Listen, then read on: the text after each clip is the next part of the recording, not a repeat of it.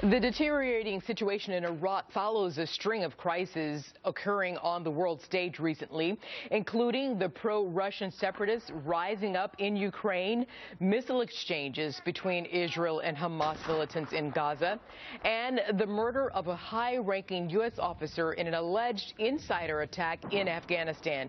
Let's take a look at U.S. involvement in each of these situations with Stephen Yates. Stephen is the former National Security Affairs Deputy Assistant to Vice President Dick Cheney and a distinguished fellow at the Hamilton Foundation. Hi, Stephen. Hi, Ethel. Great to be with you. I'm glad to have you. So what we're going to do here is we're going to use the grading system of A, B, C, D, or F. And I want to ask you, we'll start with Iraq. What grade do you give President Obama on Iraq?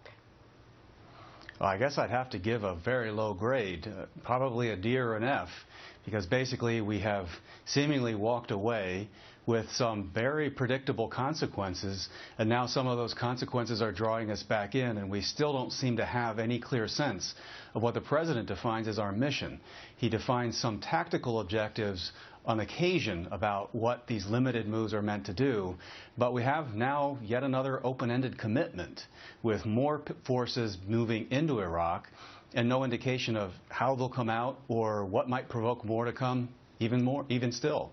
So I think there's no vision, no leadership, no mission. I think Americans are understandably hesitant about those kinds of engagements. And even though the Iraqi government wouldn't sign off on a document that would protect the remaining American military in Iraq, you still say more should have been done.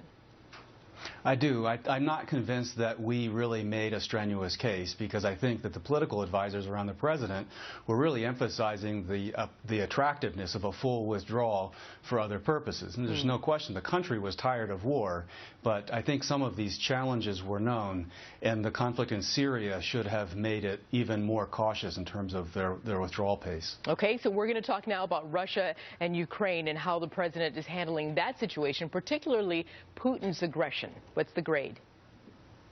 Well, I'd have to go there probably still with C and D. I'm not going to be a very generous grader on these things.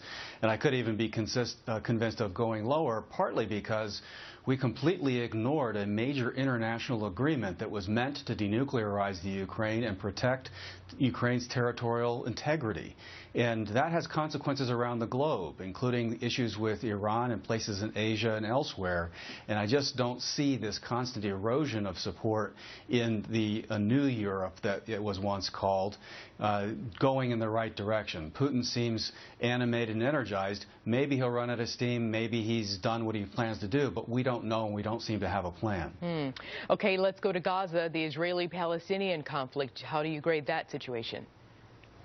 Well, I'd have to give that a failing grade, too. I'd rather be more charitable, but this is an instance where we have a treaty ally who's being attacked by a terrorist organization.